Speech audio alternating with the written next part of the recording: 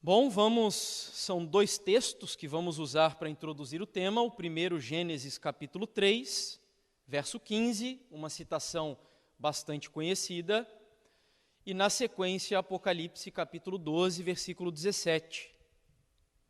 Então, primeiro, Gênesis capítulo 3, versículo 15, porém, inimizade entre você e a mulher, entre a sua descendência e o descendente dela.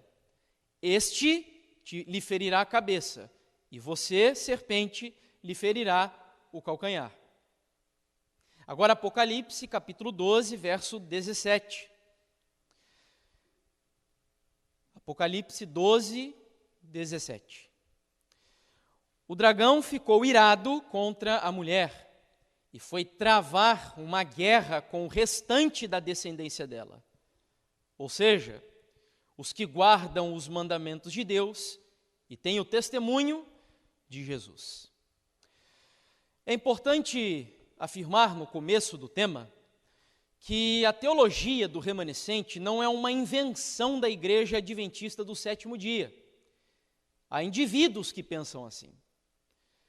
Mas o conceito do remanescente está presente claramente em toda a Bíblia, desde o Gênesis até o Apocalipse. Foi proposital a leitura que acabamos de fazer, inclusive. Se você prestar atenção, o texto de Gênesis e Apocalipse estão relacionados entre si. É como se Apocalipse ecoasse o texto de Gênesis. Veja aí que em ambas passagens Satanás está presente. Em Gênesis, como a serpente. No Apocalipse, como o dragão, que também é chamado no verso 9 de antiga serpente. Além disso, ambos versos falam da mulher e também da sua descendência. Finalmente, nós encontramos lá em Gênesis a questão da inimizade, Deus colocando inimizade entre a mulher e entre o dragão, a serpente. E no Apocalipse, nos é dito que o dragão ficou irado fazendo guerra contra a descendência da mulher. Então, queridos, o Apocalipse 12, 17 ecoa Gênesis 3,15. É como se toda a Bíblia, do Gênesis ao Apocalipse, contasse essa história da batalha entre o bem e o mal, girando em torno do diabo, Cristo e Satanás tentando destruir o povo remanescente. O pastor Clifford Goldstein, no livro O Remanescente, que não tem aqui no Brasil, eu ganhei esse livro, inclusive, quando fui fazer uma série de pregações em Portugal, de um grande amigo, se estiver assistindo, o irmão Francisco, inclusive, deixo um abraço. É um livro publicado lá pela editora Servir, que é a editora adventista portuguesa. Ele diz, na realidade, Apocalipse 12, 17 é Gênesis 3,15. Quase 6.000 anos mais tarde. Os dois são quase como apoios colocados à volta ou ao redor, traduzindo para o nosso português daqui do Brasil, de praticamente toda a Bíblia, que é, acima de tudo, uma descrição do grande conflito entre Cristo e Satanás. Se você analisa, e a gente não tem tempo para fazer um aprofundamento nisso daqui, desde o começo, a história da igreja iniciou com um problema do diabo tentando destruir o remanescente, onde Sete é o remanescente da apostasia de Caim. O diabo pensou que matando Abel ele estaria anulando a obra do remanescente, mas aí Deus levanta um outro remanescente chamado Sete. Aí o mundo fica polarizado. E os setitas, os descendentes de Sete, passam a ser os sobreviventes ou os remanescentes da apostasia dos descendentes de Caim. Ellen White diz, inclusive, que os descendentes de Caim construíram as grandes cidades da época e se apostataram ali. Eram homens de grande inteligência, grande saber. Foram homens que trouxeram o desenvolvimento de ferramentas, de instrumentos de música, uma série de coisas boas para a sociedade. mas que tinham Deus anulado na sua vida. E aí os setitas, por sua vez, se refugiam nos montes para se isolarem da apostasia dos descendentes de Caim.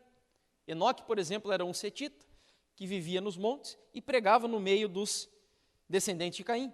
E voltava a se refugiar para lá depois também. Aí a história avança e diz que, na sequência, os descendentes de Sete também se prostituíram. Ellen White diz que eles começaram a descer, a conviver ali com o povo, e o problema não é a convivência, o problema é ser contaminado por aquilo que os descendentes de Caim faziam. Eles não foram sal no meio dos descendentes de Caim. E então a apostasia dos setitas. Mas aí Deus levanta um remanescente, que é Noé e a sua família. Então Noé é o remanescente da apostasia dos descendentes de Sete.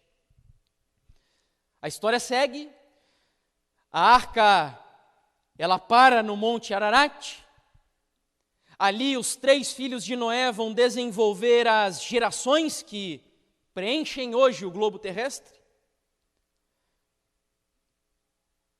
E então a Bíblia nos mostra que, com o passar do tempo, apesar dos semitas, que eram os descendentes de Sem, permanecerem fiéis, eles também se desviaram. De tal maneira que, se Noé foi um remanescente da apostasia dos setitas, Abraão foi o remanescente da apostasia dos semitas, que eram descendentes de Sem. Então Deus vê agora que os descendentes de Sem se apostataram, estavam praticando idolatria, se afastando de Deus. Aí Deus vem e levanta Abraão, sai do meio desse povo, porque de você eu trarei o remanescente, em outras palavras. A história avança, a gente conhece muito bem tudo o que aconteceu na época dos patriarcas. Eles foram para o Egito, foram escravizados ali, e o povo de Deus entrou em apostasia. Ellen White diz, inclusive, que o sábado foi desprezado pelo povo do Egito. Mas aí, no meio da apostasia dos descendentes de Abraão, Deus levanta um homem chamado o quê? Moisés, que era o remanescente. Então, queridos, para não nos delongarmos muito, nós poderíamos estudar a Bíblia dessa maneira. A teologia do remanescente está intrínseca à palavra de Deus. Ela está inserida no conteúdo da Bíblia. O grande conflito entre o bem e o mal girando em torno do remanescente aqui na terra. O diabo tentando destruir o remanescente e Cristo tentando conservar o remanescente. De acordo com teólogos adventistas, há 3 grupos de remanescentes que nós podemos identificar na Bíblia. 3 grupos, lembre-se. O primeiro, e é o mais comum, é o remanescente ético ou remanescente histórico. Quem são esses? São sobreviventes de catástrofes que aconteciam no meio do povo de Deus, em Judá ou em Israel.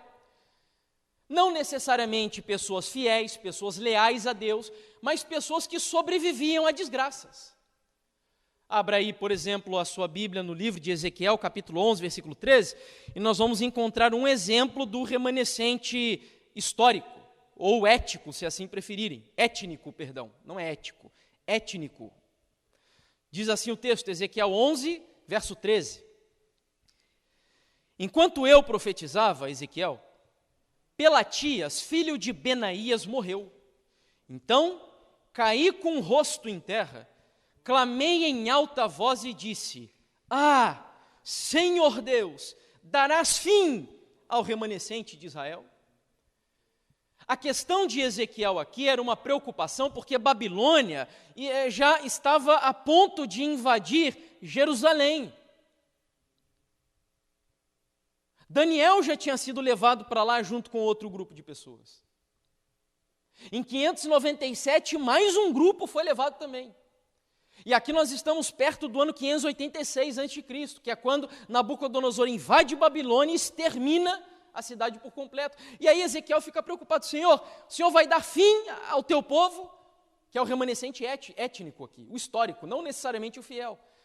A preocupação dele era, o Senhor vai acabar com a linhagem do Messias, porque afinal de contas a Bíblia prometia que o Messias viria de Judá. Então o remanescente histórico. O segundo remanescente, identificado por teólogos adventistas, é o chamado remanescente fiel. E como o próprio nome sugere, são aqueles que permanecem firmes adorando a Deus, apesar da apostasia nacional que acontecia na própria igreja, entre pessoas da igreja no Antigo Testamento. Então a ideia aqui é de que existia até um determinado momento um remanescente dentro do remanescente. Um remanescente fiel dentro do remanescente histórico. Um dos textos clássicos que nos ajudam a chegar a essa conclusão, que vocês conhecem muito bem, é o de 1 Reis, capítulo 19, verso 18. Você pode abrir aí também, você que nos acompanha, 1 Reis, capítulo 19, verso 18. Você vai lembrar que aqui conta a história de Elias vivendo em uma época difícil, a época de predominância de apostasia perpetrada por Acabe e Jezabel, o povo completamente desviado, adorando, entre aspas, a Deus e a Baal ao mesmo tempo. E aí quando Elias olha para si e diz, Senhor, só fiquei eu, diz a Bíblia, também o que vem aí na palavra seguinte, conservei. Essa é a mesma palavra que a Bíblia traduz para remanescente. Nem sempre nós vamos encontrar na Bíblia a palavra remanescente traduzida da raiz original. Às vezes você vai encontrar como resto, como sobrou, como conservei, aqui no caso, porque essa é a ideia de remanescência. Também conservei em Israel, ou sobrou em Israel, 7.000, todos os joelhos que não dobraram, que não se dobraram a Baal, e toda a boca que não o beijou. Então a ideia aqui é o remanescente fiel. Apesar da apostasia nacional, Deus conservou um remanescente que não abria mão dos seus princípios. Então nós já vimos o remanescente histórico, o remanescente fiel, e o terceiro remanescente, que é o que mais nos importa no estudo de hoje, embora a gente fale um pouquinho mais novamente, mais adiante do remanescente fiel, é o remanescente escatológico, ou profético, se assim preferir. Sobre o remanescente profético, quem vai discorrer mais sobre ele é o próprio profeta Isaías.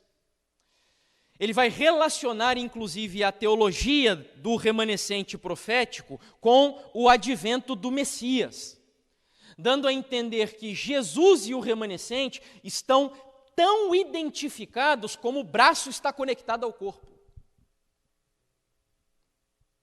O remanescente depende de Jesus para sobreviver e Jesus usará o remanescente para cumprir a sua missão aqui na terra nos últimos dias. Essa é a conexão. Esse é o remanescente profético. Isaías falando sobre esse remanescente, um exemplo apenas, tem várias outras passagens. Isaías capítulo 1, verso 18 e 19. Aqui ele não vai usar a palavra remanescente, mas ele parte do conceito. O Senhor diz, venham, pois, e vamos discutir a questão. Ainda que os pecados de vocês sejam como o escarlate, eles se tornarão brancos como a neve. Ainda que sejam vermelhos como o carmesim, eles se tornarão como a lã. Se estiverem dispostos a me ouvirem, vocês comerão o melhor desta terra. O que Isaías está aqui sugerindo é que essa promessa era condicional, inclusive estava no futuro. Por isso a ideia aqui é de que essa palavra se cumpriria no remanescente escatológico, profético. E é desse remanescente que Isaías está falando, apontando para o surgimento de um povo no futuro que viveria em abundância, não exatamente aqui nessa terra, mas na terra renovada. Mas aí surge a pergunta, será que o conceito do remanescente só está presente no Antigo Testamento? Não, como eu disse, em toda a Bíblia. Nós encontramos o conceito e a palavra do Gênesis ao Apocalipse. Um exemplo que eu poderia citar aqui é o de Jesus, quando ele está pregando em um determinado lugar, e aí chega lá fora a mãe dele, os irmãos dele, e alguns o avisam dizendo, olha, tua família está ali. E Jesus diz, olha, é lógico que ele não estava desprezando ou desprezando a sua família, não, jamais. Jesus valoriza e valorizava a sua família. Mas ele quis dar uma lição ao dizer que os verdadeiros, os meus verdadeiros pai, mãe e irmãos são aqueles que fazem a vontade do meu Pai. Ao dizer isso, Jesus afirmava que o remanescente não depende da linhagem genealógica, não depende de DNA, Não depende de ser descendente literal de Abraão, não. Jesus estava afirmando que a remanescência do povo de Deus depende de um único quesito: obedecer à vontade do Pai. Isso foi desde o princípio, inclusive. O apóstolo Paulo também vai falar sobre o remanescente. A gente não vai ler, depois você pode analisar. Em Romanos capítulo 9 até o capítulo 11, Paulo vai escrever muito sobre essa visão do remanescente de Israel, dos gentios enxertados, inclusive, na videira. Mas, finalmente, o que nos interessa para o estudo é esse remanescente aqui. É o que está presente em Apocalipse 12, 17, onde a Bíblia diz que o dragão, que o diabo, ele fica irado, indignado, com ódio da igreja, e ele vai travar uma batalha contra uma fatia dessa igreja. Quando eu falo de igreja aqui, eu não estou falando só de igreja adventista, porque a igreja de Deus é muito maior do que a igreja adventista. Inclusive nós temos, e eu vou mostrar isso para vocês, dentro da própria crença fundamental da igreja adventista, é dito, eu vou ler para vocês mais adiante, que nós cremos na igreja universal, não na igreja universal do Bispo Macedo, né? Mas na igreja universal, no sentido de que a igreja de Deus, ela vai para fora das portas da igreja adventista. Ela está ligada com outras denominações onde há um remanescente fiel nelas. E aí a Bíblia vai dizer que o diabo odeia a igreja de Deus, mas ele vai travar uma guerra específica contra o restante, o resto, o que sobrou da descendência da igreja, que é o remanescente. Ou seja, os que guardam os mandamentos de Deus e têm o testemunho de Jesus. Então aqui ele dá as características da igreja remanescente. É uma igreja, atenção, essas palavras aqui inclusive são do pastor Amin Rodô, eu achei muito interessante, onde ele define o conteúdo de Apocalipse 12, 17 para o movimento adventista, dizendo que nós somos uma igreja com raízes proféticas, identidade profética, mensagem profética, mensageira profética e missão profética. Repito, raízes proféticas, identidade profética, mensagem profética, mensageira profética e missão profética. Então a igreja adventista do sétimo dia, ela está profundamente ligada à escatologia bíblica.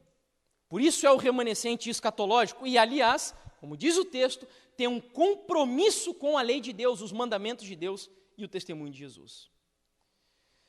Saindo da visão agora bíblica e entrando na história da igreja adventista, ao longo dos anos, os adventistas têm se considerado como o povo remanescente de Deus.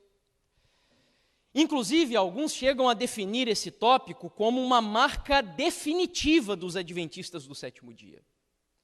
Lembra do que eu falei de Viktor Frankl no seminário anterior, que ele trabalha com a visão de logoterapia na área do sentido de vida? A remanescência da igreja adventista é aquilo que tem dado significado, inclusive, para a gente cumprir a missão da igreja de maneira avassaladora. Eu não sei se você nunca se perguntou, por que a igreja adventista, comparada a outras igrejas sabatistas, como, um exemplo apenas, os batistas do sétimo dia, por que o nosso crescimento é tão maior do que de outros movimentos sabatistas? E a explicação que alguns têm dado, e eu concordo com elas, é o nosso senso de missão e identidade profética. É bem provável que o uso mais antigo do termo remanescente nos remonte ao ano de 1846, e quem usou foi justamente a serva do Senhor, Ellen White, neste pequeno panfleto aí, onde num trecho, ou melhor, o próprio título do panfleto diz: ao pequeno remanescente espalhado pelo mundo. Então, Ellen White foi a primeira a trazer para o adventismo essa visão do remanescente, usando essa expressão aí. Ela ainda não tinha uma visão teológica de remanescente, mas já estava começando a aplicar o termo. José Bates é outro que vai estudar Apocalipse 12, 17, e em 1849 ele chega a afirmar que os adventistas que guardavam o sábado eram o remanescente do povo de Deus. E ele afirma isso num folheto que publicou naquela época. Mais um exemplo, e isso daqui eu acho muito interessante, não sei quantos tinham esta informação, mas em 1860, quando os pioneiros da igreja adventista discutiam sobre o nome, que nome vamos dar a essa criança que cresceu? A igreja adventista avançou, cresceu rapidamente, e eles precisavam organizar a igreja, precisavam dar um nome à igreja, até que então, nesta reunião em 1860, alguns sugerem o nome que você vê aí, o remanescente. Finalmente, em 1874, o pastor George Butler, que era presidente da igreja adventista do sétimo, chegou a ser presidente, da igreja adventista, falando de Apocalipse 12, 17, vai dizer: os adventistas do sétimo dia têm afirmado por toda parte ser a igreja remanescente ao longo dos últimos 25 anos. Olha que interessante. Então o pastor, na época, ele testifica de que o povo adventista, ao ler Apocalipse 12, 17, não tinha vergonha de dizer, eles mostravam: nós somos uma igreja bíblica, nós somos uma igreja profética. Apocalipse 12, 17 é a nossa certidão de nascimento, é a nossa razão de existir. O doutor Alberto Tim, também falando sobre o desenvolvimento da visão da igreja adventista nos seus primórdios, no livro O Santuário e a Mensagem dos Três Anjos, afirma: considerando-se os pioneiros, o remanescente de Deus no tempo do fim e os restauradores da verdade bíblica, o povo adventista sabatista alinhou-se com as gerações anteriores do povo de Deus e remontou suas origens até a Reforma e a Igreja Apostólica, respectivamente. Então, olha que coisa. Ser o remanescente do povo de Deus, e eu não sei você, mas até há um tempo eu imaginava que a Igreja Adventista do sétimo dia, ela surgiu assim de repente do nada.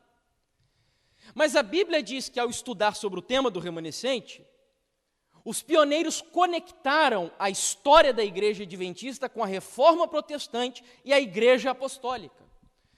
De tal maneira que eu afirmo a vocês que a igreja adventista tem ligações com o remanescente histórico, o remanescente fiel e principalmente ela é o remanescente escatológico para esta geração que nós vivemos.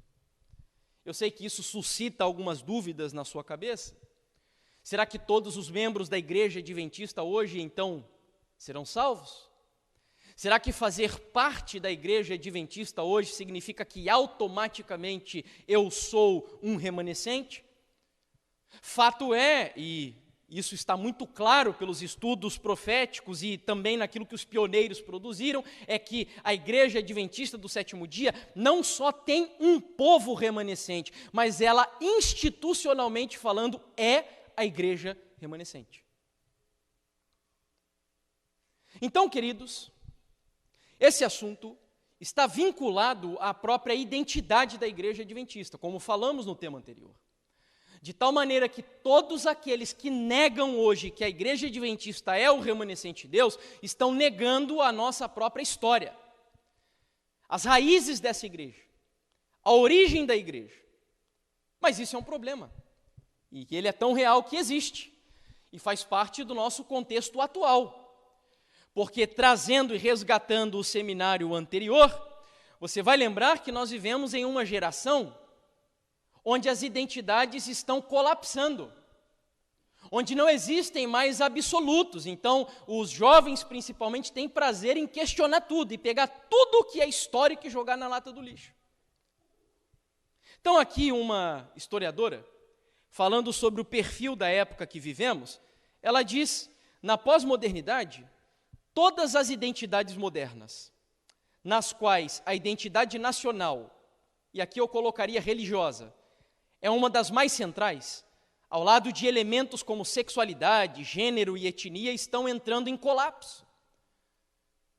Então a nossa geração vive um colapso de identidades. E sabe o que mais me assusta? Quando você vê uma geração, presta atenção nisso daqui, quando você vê uma geração que nega inclusive os absolutos da natureza, onde não basta mais um homem nascer com uma genitália masculina para dizer que é um macho, ou uma mulher nascer com uma genitália feminina para dizer que é uma fêmea, quando você vive em uma geração que questiona até os absolutos da natureza, da biologia e etc., você pode saber que nós chegamos à crise de identidade mais assustadora que poderia existir no planeta Terra. Então, se até essas questões ligadas à biologia, à natureza, estão sendo questionadas, que dirá o tópico que estamos estudando aqui?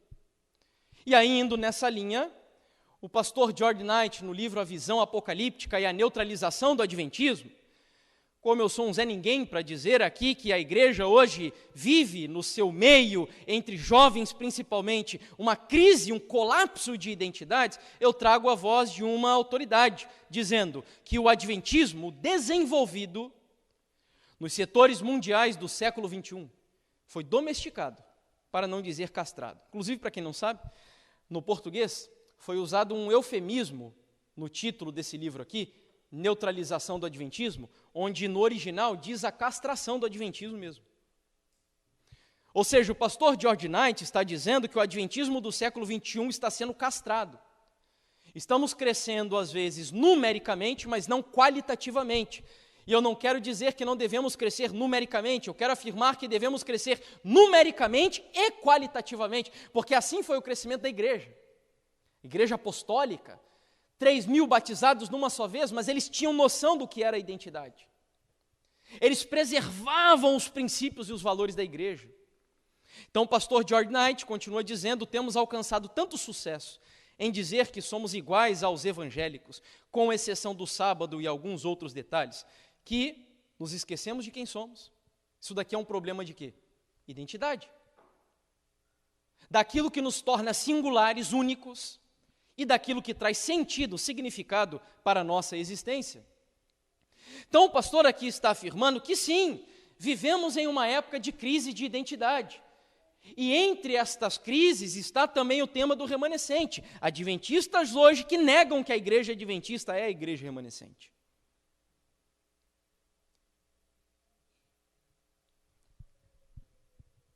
Em anos mais recentes, então, na década de 90, por exemplo, alguns indivíduos, algumas pessoas até influentes, são teólogos da igreja, passaram a questionar essa visão de que a igreja adventista é a igreja remanescente.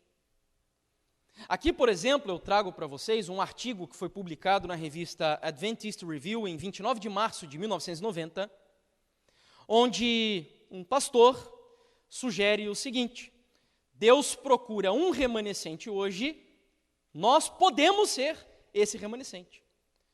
Então, ele está sugerindo, nas entrelinhas, e isso é uma crítica do próprio pastor Clifford Goldstein, nesse livro, de que a igreja adventista não é a igreja remanescente.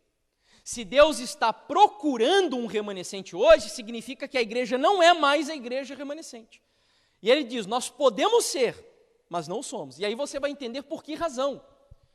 Porque existem alguns hoje propondo releituras sobre as características do remanescente. Pessoas dizendo que guardar a lei de Deus e o testemunho de Jesus e etc., não são características do remanescente no tempo do fim, são outras. Um outro exemplo, e este nos é dado pelo pastor Gerhard Hasel, onde ele diz que o conceito do movimento adventista como remanescente final da história foi debilitado significativamente. Eu ficaria um pouco mais tranquilo se ele terminasse na palavra debilitado. Mas quando ele diz que esse conceito foi debilitado significativamente, é porque a coisa é muito séria. Alguns adventistas agora desejam reinterpretá-lo ou redefini-lo, uns poucos rejeitá-lo completamente. Então são teólogos, o pastor Hasel, inclusive, é um grande teólogo da igreja, já falecido, mas produziu muita coisa boa para a teologia adventista do sétimo dia. E aí os argumentos que se usam são vários. Alguns vão acusar a igreja de mundanismo. Não, a igreja não é mais a igreja remanescente, porque o mundo entrou dentro da igreja. Outros já vão para um outro extremo, dizendo, não, isso é uma visão exclusivista. Essa ideia de remanescente do povo de Deus é exclusivismo. É um espírito de orgulho, de soberba e etc. Alguns vão dizer que é hipocrisia afirmarmos que somos o remanescente do povo de Deus, e outros ainda que isso é legalismo e que devemos nos afastar desse tipo de posição. Enfim, para o nosso tema, eu gostaria de trabalhar com vocês 4 posições que existem hoje dentro da teologia adventista sobre o remanescente. Esse estudo não é meu, é uma tese do Dr. Carmelo Luiz Martínez, um teólogo adventista da UAP, a Universidade Adventista del Plata, e ele escreveu uma tese de doutorado chamada O Conceito de Remanescente na Igreja Adventista do Sétimo Dia, razões subjacentes no debate contemporâneo. Então, a proposta da tese dele é mostrar que existem 4 posições predominantes dentro da Igreja Adventista hoje. 2 delas são as mais preocupantes e uma, eu diria que é a mais perigosa de todas, que são as 2 últimas. Ele diz que existe a posição tradicional, que são aqueles que mantêm a posição dos pioneiros da Igreja Adventista, quase sem nenhuma alteração.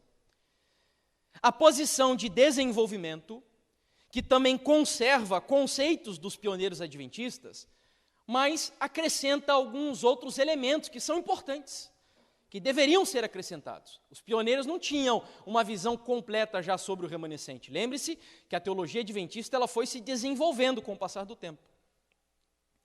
O terceiro, e esse é o que eu considero mais perigoso de todos, porque eles vão propor uma desconstrução, uma revisão ou uma reorientação da posição que os pioneiros tinham. Então a proposta parece muito bonita. O problema dessa posição aqui é que ela não é clara, e aí dá a entender que a ideia é boa, mas no final eles estão negando completamente a base identitária da Igreja Adventista. É perigosa. Inclusive em espanhol, eu fiz uma tradução livre aqui, em espanhol diz posição de câmbio, que seria de mudança, de transformação. A última é a posição de rejeição, que essa daqui é descarada. Os teólogos, eles propõem um abandono completo e radical da ideia de que a Igreja Adventista é a Igreja remanescente. Então eles são abertos em dizer, devemos aniquilar isso da nossa teologia.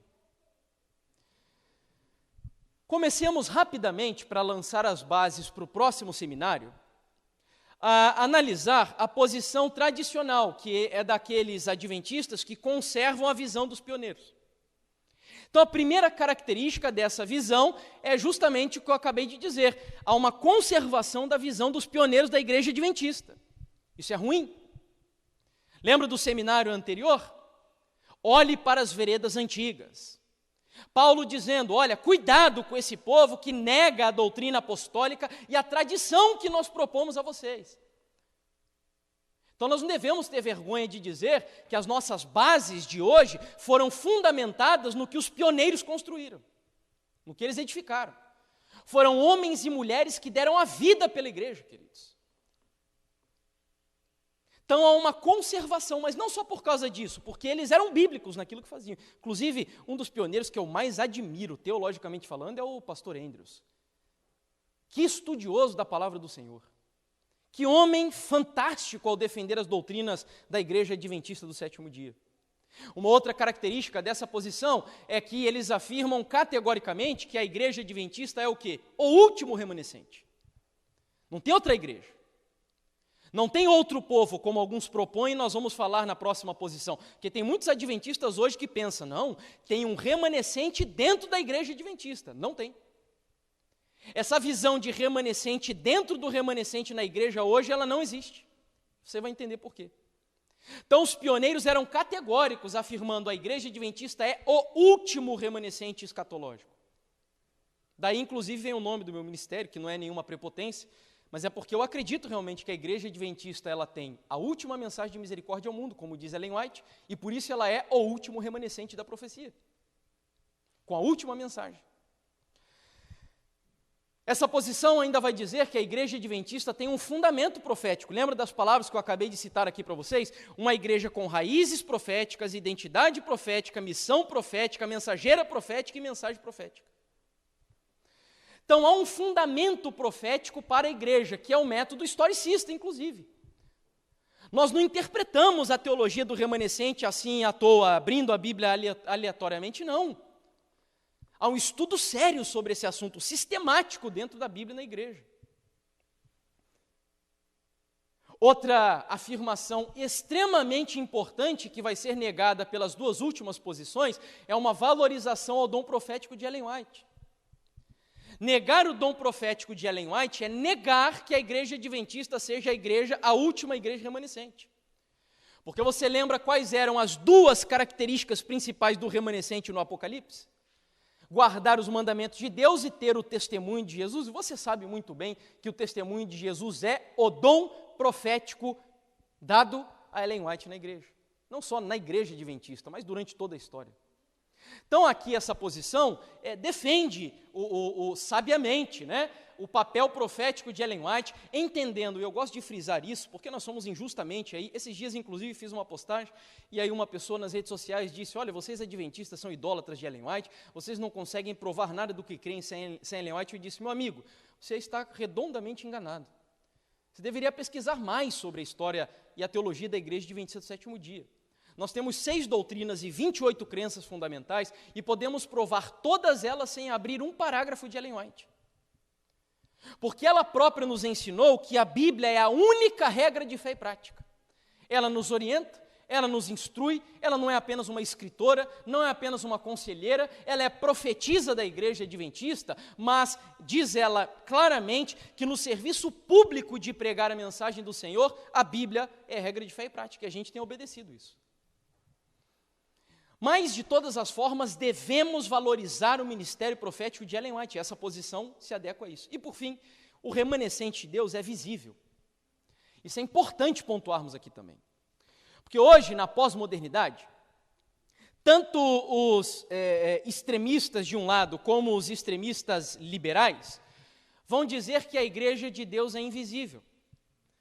Mas essa noção de que a igreja de Deus é invisível, não sei se você sabia, mas ela não é defendida principalmente pelos grandes teólogos aí da igreja. E eu concordo com eles, porque eu acho que faz muito sentido. Quem começou com essa noção de igreja invisível foi Martinho Lutero, onde a ideia dele era descolar os protestantes daquela concepção medieval de que fora da igreja católica você é excomungado. Mas Lutero teve falhas na sua visão da igreja invisível. A igreja adventista do sétimo dia acredita que a igreja de Deus é universal, mas não exatamente invisível. E por que eu bato nessa tecla? Porque aqueles que entendem a igreja de Deus como invisível, acreditam que você não precisa hoje congregar numa instituição organizada. Mas eu afirmo aqui que a igreja de Deus sempre foi organizada. Portanto, quando você rejeita a organização da igreja de Deus, você está se excluindo de pertencer à igreja de Deus. E eu me explico. É lógico que antigamente não tinha todo esse aparato burocrático que temos hoje. Mas a igreja de Deus, desde o Concílio de Jerusalém, lá em Atos capítulo 15, sempre foi uma igreja organizada.